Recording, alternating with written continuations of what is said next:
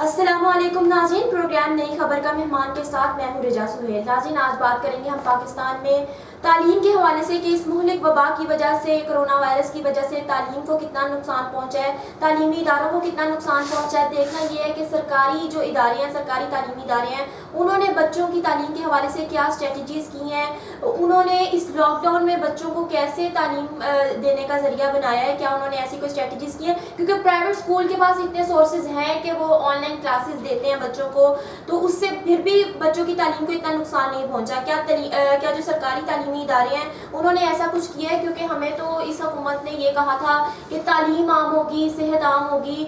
मुझे नहीं समझ आती कि अगर ये हुकूमत, अगर सरकारी तालीमी इदारे जो हैं वो ऑनलाइन क्लासेस को शुरू भी करते हैं, तो एक गरीब आदमी जो है वो अपने बच्चे को सरकारी तालीमी इदारे में भेजता है, सरकारी स्कूल में भेजता है, तो क्या वो अफोर्ड कर सकता है कि वो बच्चे को ऑनलाइन क्लास लेने के लिए वो एंड्रॉयड फ़ोन लेके दे या उसको नेट लगवा के दे, सिर्फ एक ऑनलाइन क्लास लेने के लिए, जो बहुत कम फीस की वजह से ही वो बच्चे को सरकारी स्कूल में दाखिल करवाते हैं। तो क्या वो ये चीज़ें अफोर्ड कर सकते हैं? उसके अलावा ये कि तालीमी इदारे जो छोटे लेवल पे तालीमी इदारे हैं उनको कितना नुकसान पहुँचा है। ज़ाहिर बात है वहाँ पे भी हर स्कूल के पास इतने सोर्सेज नहीं है कि वो ऑनलाइन क्लास दे सकें। बच्चों में पढ़ाई का शौक जो है वो ख़त्म होता नज़र आ रहा है, बच्चे सोशल मीडिया पर ज़्यादा फोकस कर रहे हैं। हमारे साथ सीनियर तजज़ियाकार शाहिद रिजवान साहब मौजूद हैं। सर, बहुत शुक्रिया आपने प्रोग्राम में अपना वक्त दिया।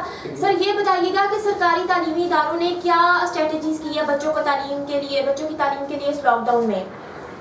जी देखें कि रिजा, सबसे पहले मैं आपका शुक्रिया अदा करता हूँ।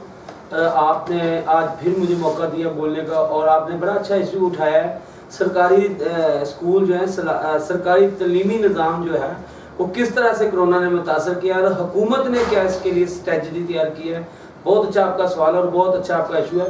देखें कि जो प्राइवेट स्कूल हैं उनके पास सोर्सेज होते हैं और प्राइवेट स्कूल में वही बच्चा जा सकता है जिसका वालिदैन उसको अफोर्ड कर सकता है और वो ऑनलाइन जो है एजुकेशन को जारी रख सकते हैं। लेकिन बात करेंगे हम सरकारी तालीमी इदारों के हवाले से। देखें कि हुकूमत जो है एक गरीब आदमी है, जैसे आपने अभी बताया कि उसको एंड्रॉयड मोबाइल लेके देना पड़ेगा, उनको फैसिलिटेट अपने बच्चों को करना पड़ेगा। लेकिन जो बच्चे सरकारी स्कूलों में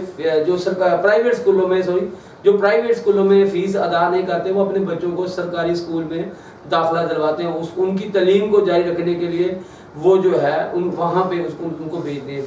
लेकिन जबकि कोरोना वबा जो है उसकी पहली लहर भी आ गई, दूसरी लहर भी आ गई, अब तीसरी लहर जो है वो इस मुल्क में दाखिल हो चुकी है और लोग उस लहर के जो है वबा से मुतासर हुए हैं और जो तालीमी निज़ाम जो है वो हमारा दरम बरम हो चुका है। बच्चों का जो रुझान है तालीमी, अब वो ख़त्म होता जा रहा है। अब आप देखिए जैसे आपने भी बात की कि सोशल एक्टिविटी उनकी बढ़ चुकी है। जब बच्चे घर में फ्री होंगे उनके पास वही बच्चे सोशल एक्टिविटी करेंगे जिनके पास वसाइल हैं। और एक गरीब का बच्चा जो मजदूर आदमी है, जिसकी दिहाड़ीदार बंदा है, जिसकी तनख्वाह कम होगी, जो दिहाड़ीदार बंदा होगा, वो किस तरह से अपने बच्चे को सोशल एक्टिविटी पे जो एक्टिव कर सकता है, किस तरह से अपने बच्चे को ऑनलाइन क्लास पढ़ा सकता है। ये तो हुकूमत का काम है। हुकूमत का काम है कि हुकूमत ने बातें तो बहुत सुना ली, तालीमी इदारे बंद रहेंगे, आपने तालीमी इदारे बंद कर लिए, लेकिन आपने जो सरकारी तालीमी इदारे हैं उनके बच्चों के लिए आपने क्या स्ट्रेटजी बनाई, उनके लिए ऑनलाइन क्लासेस जो हैं वो किस तरह से आपने शुरू की। हाँ, अगर आप उन बच्चों के लिए ऑनलाइन क्लासेस शुरू करते हैं तो आप देखिए क्या जो गरीब बच्चा है जो एक सरकारी स्कूल में तालीम हासिल कर रहा है तो किस तरह से अपने वसाइल को बरोकार लाएगा। लेकिन ये बहुत मुश्किल मराहला और बड़ा अच्छा इशू आपने उठाया। हुकूमत जो है हुकूमत को बड़ी संजीदगी के साथ बच्चों के मुस्तकबिल के बारे में सोचना चाहिए। हुकूमत को बच्चों के मुस्तकबिल के बारे में सोचना चाहिए कि बच्चों का जो मुस्तकबिल है वो किस तरह से आगे रोशन होगा। अगर अब तीसरी लहर कोरोना की आगे, अब चौथी लहर का भी हम इंतजार करें, क्योंकि जो आप आवानों में बैठे हुए हैं, आपने तो वोट ले लिया आवाम से और इक़्तिदार में जाके बैठ गए, लेकिन अब आपको चाहिए कि आवाम को उस वोट का रिलीफ देना चाहिए।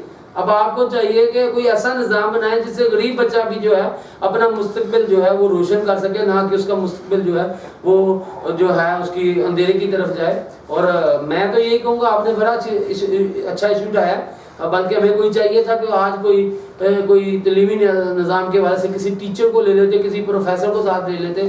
انشاءاللہ ہمارا یہ پروگرام انشاءاللہ کنٹینیو رہے گا, اور ہم انشاءاللہ کوشش کریں گے کسی جو تعلیمی نظام کو چلا رہا ہے, جو تعلیمی نظام کو دیکھ رہا ہے, ہم اس کو اپنے پروگرام کا حصہ بنائیں.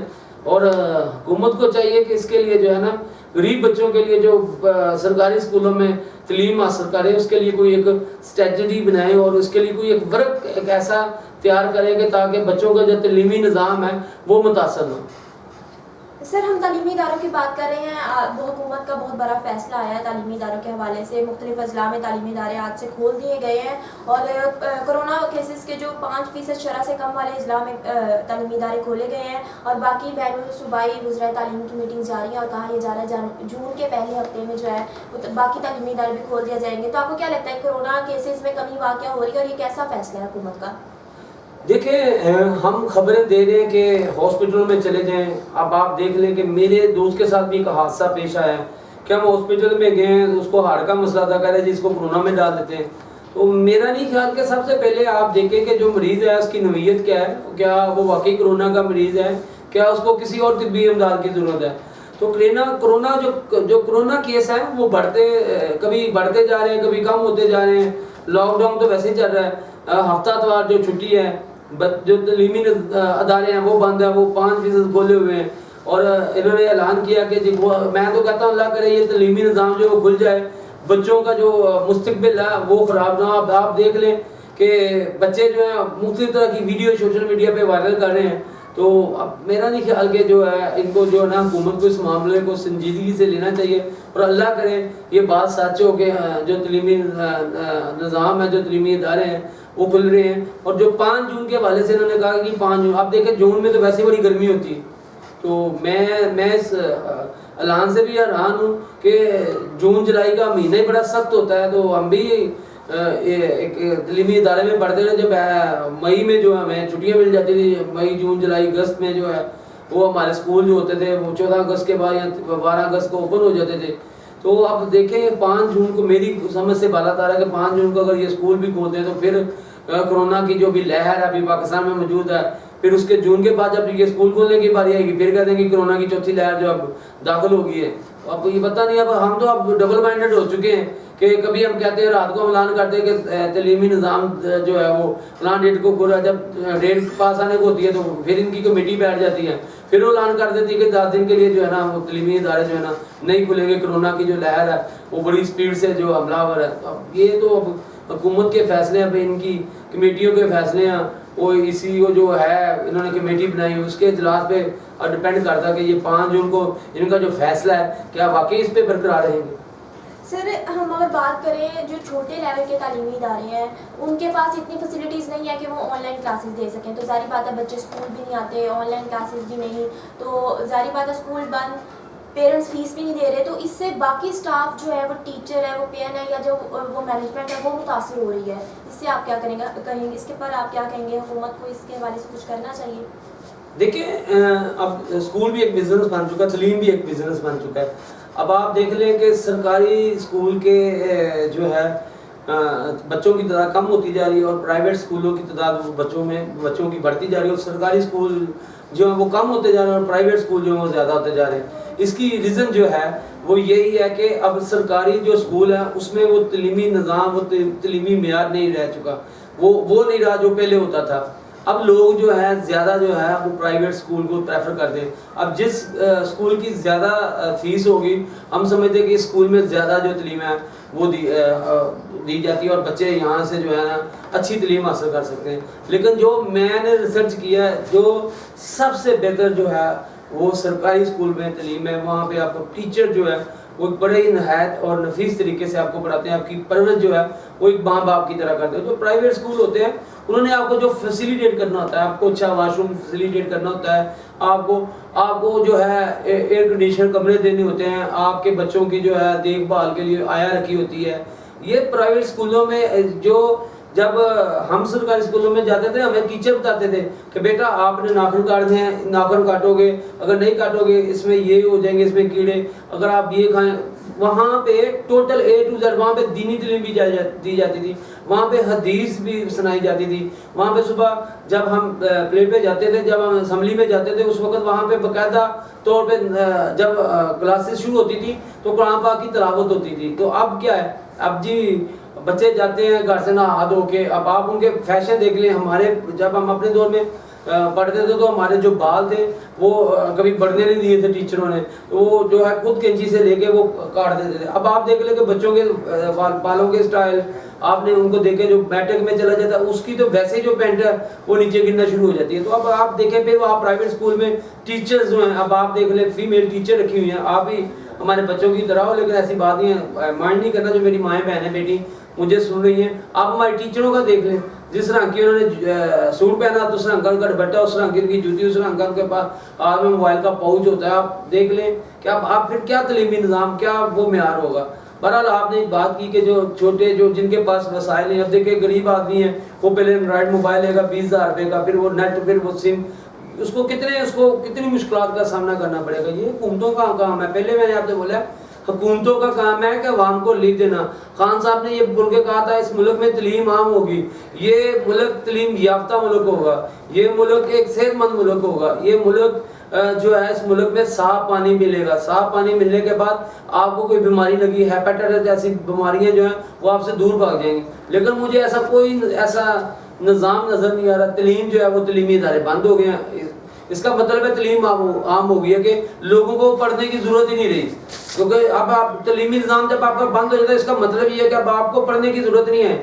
ٹھیک ہے, اور اس کے بعد جب آپ صحت, آپ دوائی مہنگی ہو چکی ہے, ہاسپٹل پرائیویٹ ہو چکے ہیں, ڈاکٹر کی جو فیس ہے وہ پہلے 500 تھی اب 2000 ہو چکی ہے. تو اس کا مطلب ہے لوگ بیمار ہی نہیں ہوتے. اب پانی کا لگا دیں, اب پانی کے فلٹریشن جو ہے وہ بند ہو چکے ہیں. پرائیویٹ کمپنیوں نے اپنے فلٹریشن لگا دیے ہیں. اب انہوں نے اپنی مرضی کے ریٹ جو ہے بوتلیں, اب ہمیں دیکھ رہے ہیں ہم 120 روپے کی پانی کی بوتل لے کے آتے ہیں. تو اس لیے اس ملک میں جب سے خان صاحب آئے ہیں ہر چیز جو ہے نا عوام سے جو وہ دور ہوتی جا رہی ہے, خود بخود ٹھیک ہوتی جا رہی ہے. تو اس لیے اس حکومت کو چاہیے کہ عوام سے جو وعدے کیے ہیں, جو عوام سے جو اپنے بھتے کیے ہیں, کم از کم وہ تو پوری کریں. اچھی صحت تو دیں, اچھی تعلیم تو دیں, پینے کے لیے صاف پانی تو دیں, کچھ نہ کچھ تو اس ملک کے لیے کریں نا, کچھ تو کچھ اس عوام کے لیے کرے نا. تو جیسے آپ نے تعلیمی نظام کا بولا ہے, تعلیمی نظام جو ہے جو چھوٹے اسکول ہیں وہ جو بچہ جو فیس نہیں دے سکتا وہ کہاں سے وہ آن لائن تعلیم حاصل کرے گا. جس گھر میں 1 کمانے والا 10 کھانے والے ہوں وہ کہاں سے اپنے بچے کو آن لائن تعلیم دے گا. اس کا خواب تو وہیں پہ ٹوٹ گیا. تو اس لیے بچوں کے مستقبل کا سوال ہے, کوئی ایسا لایا عمل تیار کریں. میری تو حکومت سے ریکویسٹ ہے, آپ خدایا رہے, آپ جو ماں باپ جو غریب آدمی اپنے بچوں کے لیے یہ سوچ کے بیٹھا کہ میرا بچہ اعلیٰ تعلیم حاصل کر کے افسر بنے گا اور ہماری سنی جائے گی اور ہم بھی مقام اس معاشرے میں ایک مقام رکھیں گے, ان کے خواب نہ ٹوٹنے دیں. ان کے جو بچوں کے خواب ہیں, جو ان کے خواب ہیں, ان کو پورا ہونے دیں. آپ کا کام ہی یہ, اچھی حکومتیں وہی ہوتی ہیں جو عوام کو زیادہ سے زیادہ دی دیں. آپ نے تو ریاست مدینہ بنانی تھی. سر بس آخر میں یہ بتائیے گا کہ آپ نے تعلیم کے معیار کی بات کی سرکاری اسکولوں میں اور پرائیویٹ اسکولوں میں, ایک حکومت کا یہ بھی ایک ایسا قدم سامنے آیا ہے کہ اب وہ سلیبس ایک کرنے جا رہی ہے, چاہے وہ سرکاری اسکول ہے چاہے وہ پرائیویٹ اسکول ہے, کوئی بھی اپر کلاس اسکول ہے, سلیبس ایک ہوگا. تو آپ کو کیا لگتا ہے یہ کتنا احسن قدم ہے حکومت کا؟ نہیں, یہ جو حکومت اچھا کام کرتے ہیں اس کو ہم اپریشیٹ بھی کرتے ہیں. اب دیکھیں کہ اب تو سلیبس آنے پہ ہوگا نا کہ انہوں نے کون سا ایسا سلیبس تیار کیا ہے, کون سی اسٹریٹجی ایسی تیار کی ہے جس سے تعلیمی نظام ایک ہوگا. اگر یہ اس پہ امپلیمنٹ کر لیتے میں تو کہتا ہوں اس سے اچھی اور کوئی بات ہی نہیں ہے. پھر جو پرائیویٹ اسکول ہیں پھر وہ آٹومیٹکلی جو ہے وہ انسان بن جائیں گے, وہ خود بخود اپنی وہ تعلیمی جو انہوں نے بزنس شروع کیا ہوا ان کا پھر تعلیمی بزنس بند ہو جائے گا. جب آپ نے سلیبس ہی ایک دے دینا ہے, ہر چیز ایک دینی, ایکول کر دینا, تو پھر تو میرا خیال ہے یہ اچھا اقدام ہے. میں تو اس کو اپریشیٹ بھی کروں گا, اللہ کرے ایسا ہو جائے. لیکن یہاں پہ مافیا بیٹھا ہوا ہے, جیسے دوسری چیزیں مہنگی ہوتی ہیں جس طرح دوسری چیزیں جو ہیں وہ مافیا اس پہ کنٹرول کرتا ہے, اسی طرح میں یہی کہوں گا کہیں یہ نہ ہو کہ تعلیم پہ بھی ایک تعلیمی مافیا بیٹھ جائے. بہت شکریہ سر, آپ نے پروگرام میں اپنا وقت دیا. ناظرین, سینئر تجزیہ کار شاہد رضوان صاحب ہمارے ساتھ موجود تھے. اب تک کے لیے اتنا ہی, اگلے پروگرام تک کے لیے اجازت دیجیے. اللہ حافظ.